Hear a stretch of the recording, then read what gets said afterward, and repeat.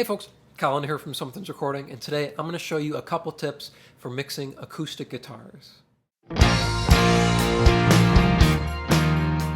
We are talking acoustic guitars today, but before we dive in, if you are ready to go a little bit deeper into the mixing process as a whole and really start to hone your workflow as an engineer, then I have just the thing for you. It is my 7-step mixing checklist. It's a simple PDF that will guide you through the entire mixing process, step by step, to help you get professional and radio-ready mixes without any more hassle and without any more of the guesswork.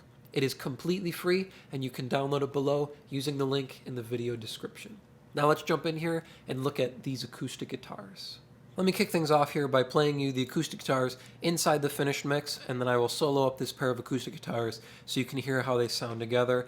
Then we'll dive into the processing on the pair of stereo acoustics here. So it's two different guitars, two different parts, just playing wide panned through this song. Here's the finished mix, and then I will solo up the pair of them.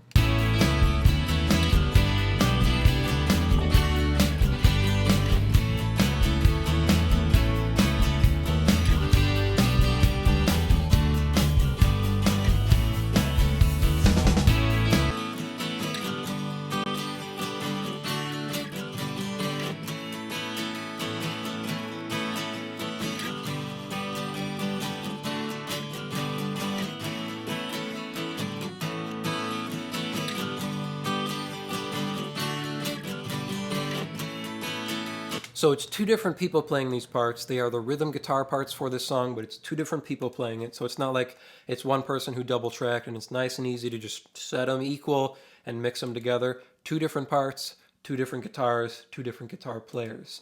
So we're mixing each guitar individually, then bussing them together and mixing them as a stereo pair. This is a 3-guitar band, so we have 2 acoustic guitars here, and then we have a mono lead guitar up the middle, so more of a lead line there in the middle. We're talking about the pair here today. So we have this guitar and this guitar. You can see they're each mixed individually before they're sent together to be mixed as a rhythmic pair. That's one of the tips here that we're talking about, is mixing each part individually before you bust them together and mix them as a pair. Let's jump in here to our first acoustic part. I'm going to switch to mono here because each guitar is panned wide. We'll put it in the center as we break down the processing on each one, and then we'll flip back to wide when we move to the stereo bus here. I'm going to take off the processing here as well as on each of them, and we'll go through the EQ and the compressor on each one. Here is our first guitar. This is the acoustic on the left.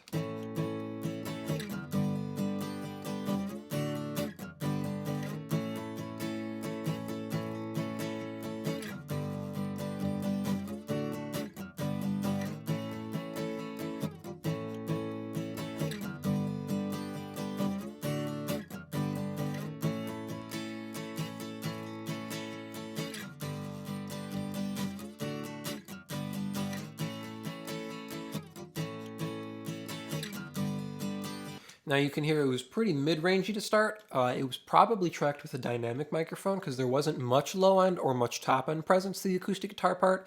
So maybe something like a 57 or something, because it has a lot of mid-range honk to it, which is why you see we have 2 huge cuts here in our mid-range area. We have this wide cut here at 256, so a low-mid cut there, and then we have a dip here at 598, so another mid-range cut. These 2 mid-range cuts really help to even out our frequency spectrum before we boost some top-end presence into it. And we're probably cutting a little bit more than we need to in the low-mid area because we're going to get a little bit of low-mids back when we push into our 1176 style compressor here. It'll bring up some of that low-mid presence and we'll get some of it back. So we're cutting more than we need to here, thinning out the guitar before we push it into the compressor. So one more time and I'll A-B these mid-range cuts here for you.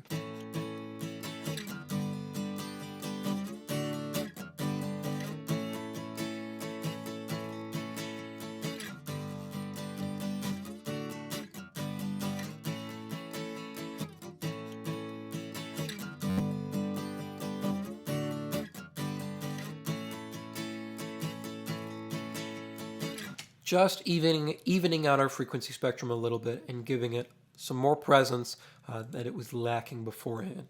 Second plugin here we have on our left acoustic guitar is an 1176 style FET compressor. This is going to hold down our peaks a little bit, even out our guitar tone before we try and match it with the other one. So we're doing a little bit of evening on both of them, a little bit of compression on each guitar individually before we try and balance them together. That way they're not too crazy and moving too all over the place on each side of the mix. This is also, like I said, going to give us some more low mids back. Take a listen before and then after.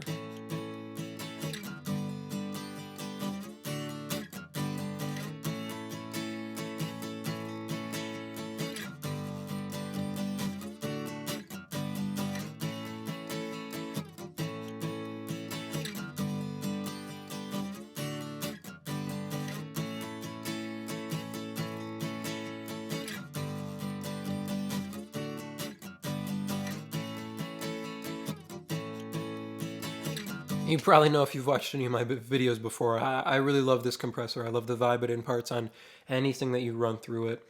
Just about 3 dB of compression on some of the louder peaks there, just to give our guitar a little bit more evenness volume-wise, and you can hear it pulls up our low mids a little bit, so we get a little bit of weight back in our guitar, and it helps to emphasize the high end a little bit. It gives it that nice crispiness that you want in an acoustic guitar. That's the vibe that we get from this compressor. That's why I love using it on acoustic guitars or on vocals or on anything. It really helps to round out the sound while also smoothing the high end and giving it some of that crispiness, so it doesn't make it too harsh or transient sounding. That's our left acoustic guitar. Moving on here to our acoustic guitar on the right. A little bit more work on this one. Take a listen before and we'll kind of work our way through the processing here.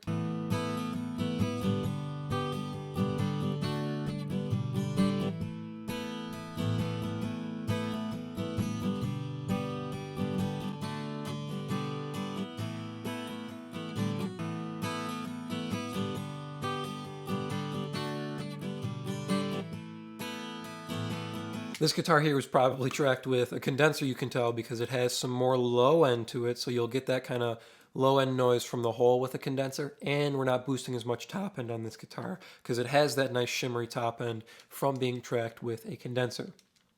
Same kind of boosts though, same kind of cuts. Rolling up our high pass filter and doing a cut here at 200 to get rid of that woofy low end that we got from coming out of the hole from a mic'd acoustic.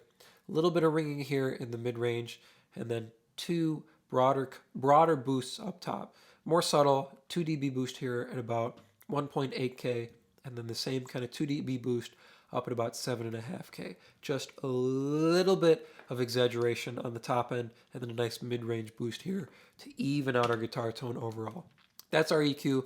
I'll A-B it one more time before we move into our compressor here.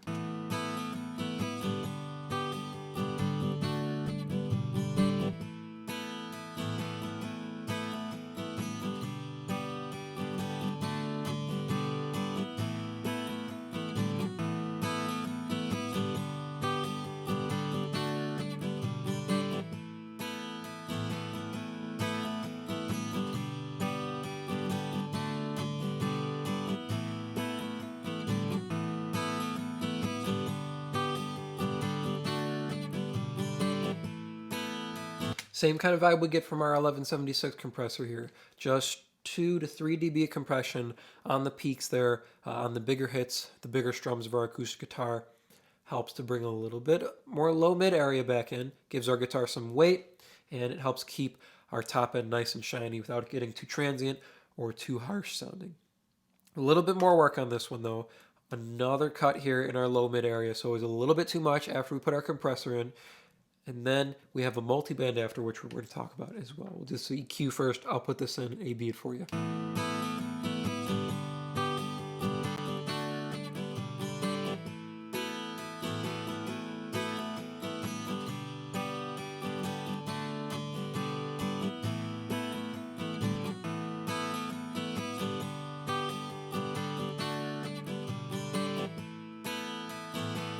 This EQ here is more to help it match with our other guitar. Like I said, our other guitar feels like it was probably tracked with maybe a dynamic mic because it doesn't have the nice low end presence or the nice low air that you want from an acoustic guitar.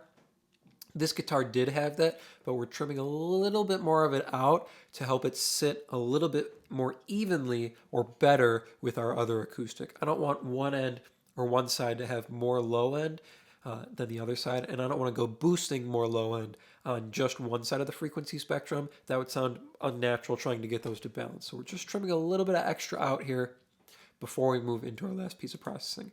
Last thing we have on this acoustic guitar is just a multi-band to keep the top end in check.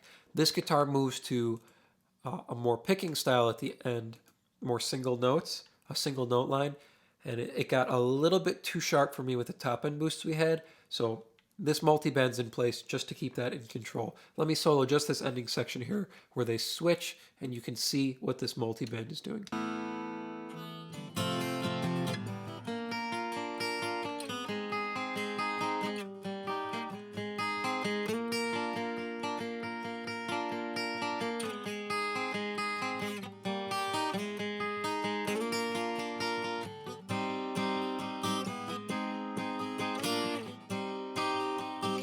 Just touching our high end, just kissing it just a little bit to keep it under control so it doesn't get too crazy and it doesn't poke out too much, especially on those single note line parts like that. Those can get a little bit too pokey if there's too much attack on the front end. So we have our multi-bend set at 700 hertz and up, ratios all the way up at 20:1, so using it like a limiter, and then just pulling our threshold down until it's just kissing it, just making sure it doesn't get out of control. Attack and release are as fast as possible on that.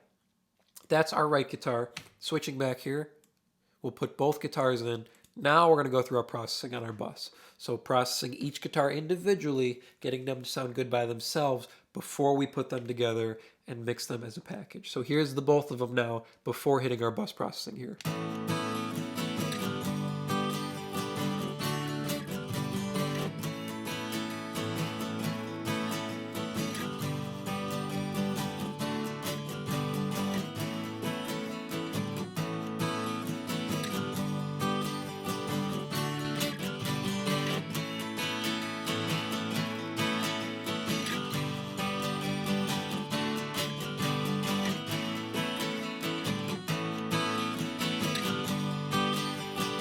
Quite a big difference on our first EQ here, right? A lot of boosts here up in the top, and you can kind of see my process of working through these acoustic guitars as I got to mixing them as a package. Biggest boost here is at 3K, so a lot of nice high mid presence that we're going to get from our acoustic guitar to even them out and get them working as a package. I didn't want to do these big boosts on each guitar individually, get them sounding good by themselves before you do some overall processing on them. And then some extra little boosts here, about a dB at 4K, dB at 8K, and then a little bit more mid-range here at 1.5K. 1.5K to get them to sit better with the drums and the bass. And then on the end here, we're adding a dB at 200. So we cut the low end on our one guitar so it matched with our other guitar. Then we can add low end overall to both of them. So getting them to sit good by themselves and balance with each other before we mix them as a package. One more time and I'll A-B some of these moves here.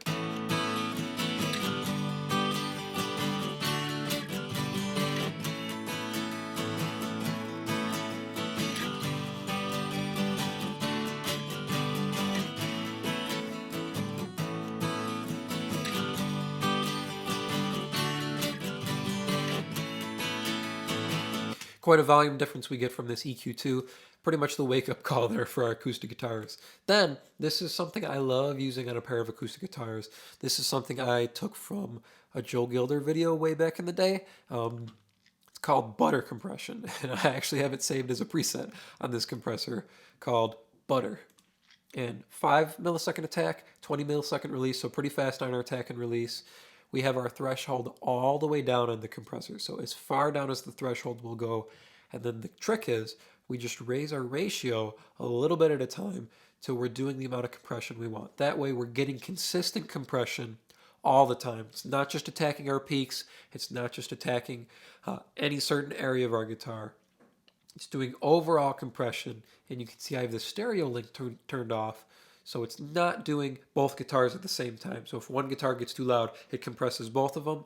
This is helping to even out our guitars. So it's compressing each guitar individually, but together as a package because we don't have the stereo link on. Let me not solo the guitars. I'll A-B this compressor on both guitars.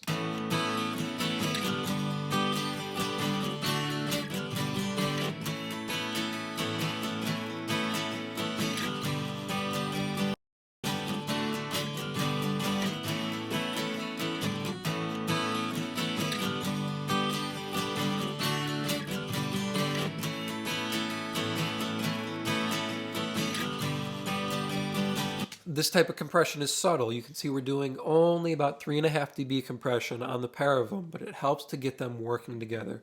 We don't get a low end boost. We don't get some crushed top end. It doesn't make it more tacky or more transient or anything like that. It's just some subtle compression, not linked, on each side, on each guitar, to help mix them together and get them to sit more evenly. That's what we're getting with this compressor. Moving on here, one last EQ, adding a little bit more low mids, and trimming out just a little bit on the top end there. So this was just to finish off the guitars as a package. Boosted a little bit too much top end, and I could have just come in here and pulled that back, right? But it was just something I added as I finished up the mix here on these acoustics. I wanted a little bit more mid-range, a little bit more low mids, and I felt they were a little bit too shiny up on the top end. So just threw on another EQ and trimmed it back a little bit. I'll A-B this for you so you can hear that subtle balancing. So just a little shift, a little bit more low mids, a little less top end.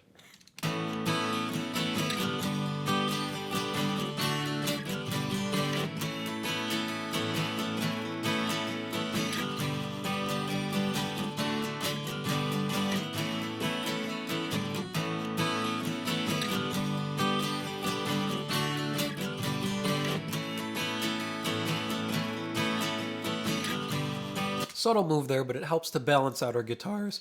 Adding a little bit more low mids, cutting some of that top end so they're not too crispy.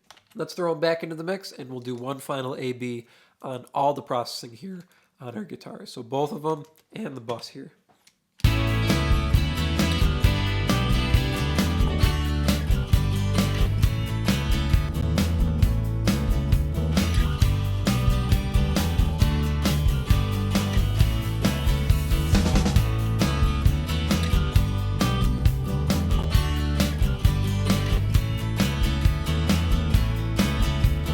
Quite a night and day difference there, getting these acoustic guitars to sit good by themselves and then together as a package. So, main tip here is to process each guitar individually, do a little bit of work on each guitar as an individual track before you bust them together and mix them as a package.